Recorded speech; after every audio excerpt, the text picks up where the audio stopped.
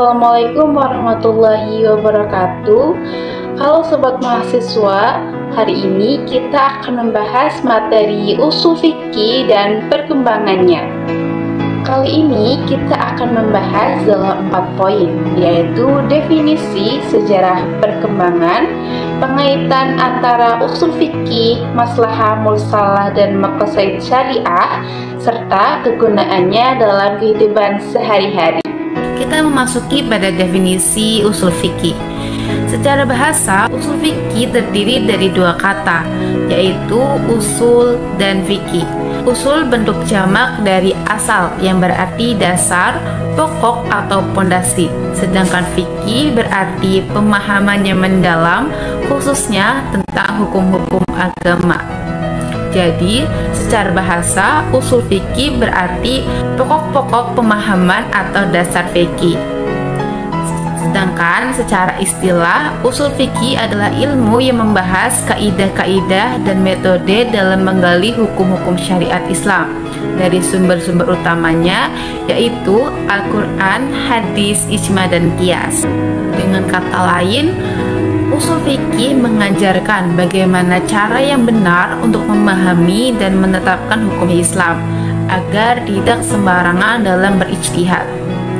Kemudian kita masuk pada sejarah perkembangan usul fikih. Ilmu usul fikih sebenarnya sudah ada sejak zaman Rasulullah SAW, meskipun belum dibukukan secara resmi. Saat itu Rasul langsung menetapkan hukum berdasarkan wahyu dan mengajarkan para sahabat cara berpikir dalam menyelesaikan masalah hukum. Setelah beliau wafat, para sahabat melanjutkan metode ini dengan ijtihad, yaitu berusaha menetapkan hukum berdasarkan Al-Quran, Sunnah, dan akal sehat. Pada masa tabi'in, ilmu usul fikih mulai berkembang luas, meskipun masih bersifat tersebar dan belum tertulis secara sistematis. Puncaknya yaitu terjadi pada saat Imam Asy-Syafi'i menulis sebuah kitab, yaitu kitab Ar-Risalah yang menjadi buku pertama tentang usul fikih. Sejak saat itu, ilmu ini terus dikembangkan oleh para ulama dengan berbagai pendekatan, baik yang rasional maupun praktis. Masuki masa pertengahan hingga modern, ilmu usul fikih mengalami kemajuan pesat. Banyak kitab-kitab besar ditulis untuk memperluas cakupan dan pendalaman ilmu ini, seperti Al-Mustafa karya Al-Ghazali dan Jam'ul Jawawi karya As-Subki.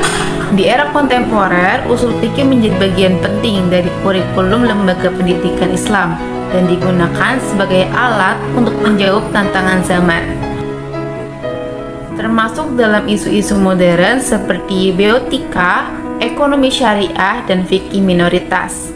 Dengan demikian, ilmu fikih terus hidup sebagai ilmu yang tidak hanya berakar kuat dalam tradisi, tetapi juga relevan dalam menjawab persoalan hukum umat Islam di masa kini.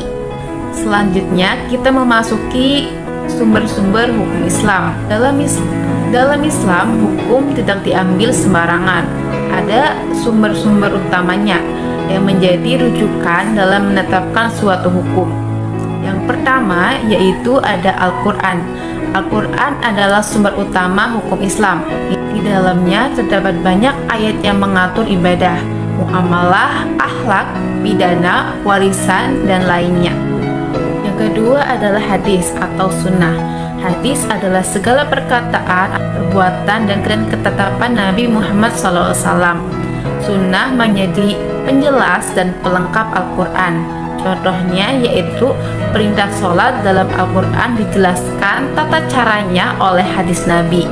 Yang ketiga yaitu ada ijma. Ijma adalah kesepakatan para ulama mujtahid pada ijma tentang kewajiban sholat. Yang keempat yaitu qiyas.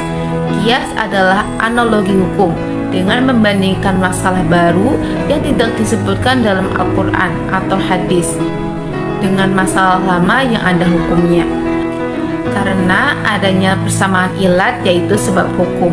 Contohnya yaitu hukum narkoba dianalogikan dengan khamar karena sama-sama memabukkan. Sumber-sumber ini semuanya saling melengkapi dan menjadi pedoman agar hukumnya dihasilkan sesuai dengan ajaran Islam yang benar. Kemudian kita masuk pada pembahasan maslahah mursalah dan maqasid syariah. Di dalam usul fikih juga mengenal konsep maslahah mursalah, yaitu pertimbangan kemaslahatan umum yang tidak disebutkan secara langsung di dalam dalil, namun tidak bertentangan dengan prinsip-prinsip syariat.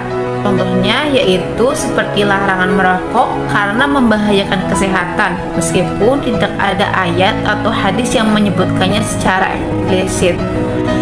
Sementara itu, maqasid al-syariah adalah tujuan-tujuan utama dari ditetapkannya hukum Islam, yaitu menjaga 5 hal penting, yaitu agama, jiwa, akal, keturunan, dan harta. Semua hukum dalam Islam pada dasarnya bertujuan untuk melindungi dan memelihara hal pokok ini. Maka ketika ulama menetapkan hukum, mereka tidak hanya melihat teks dalil, tetapi juga mempertimbangkan apakah hukum tersebut sesuai dengan tujuan syariat atau tidak. Dengan memahami usul fikih, maslahah mursalah dan maqasid al-syariah, kita bisa melihat bahwa hukum Islam bersifat fleksibel, relevan, dan selalu berpihak pada kebaikan umat manusia. Kita memasuki poin yang terakhir, yaitu kegunaan memahami usul fikih dalam kehidupan sehari-hari. Memahami usul fikih sangat bermanfaat dalam kehidupan sehari-hari karena membantu kita menyikapi masalah hukum yang belum pernah terjadi di masa Nabi, seperti transaksi digital, penggunaan teknologi, atau isu kesehatan modern. Misalnya, ketika muncul pertanyaan tentang hukum jual beli online, seorang yang memahami usul fikih bisa menelaah dengan melihat prinsip-prinsip dalam Al-Quran, Sunnah, dan kias terhadap jual beli konvensional.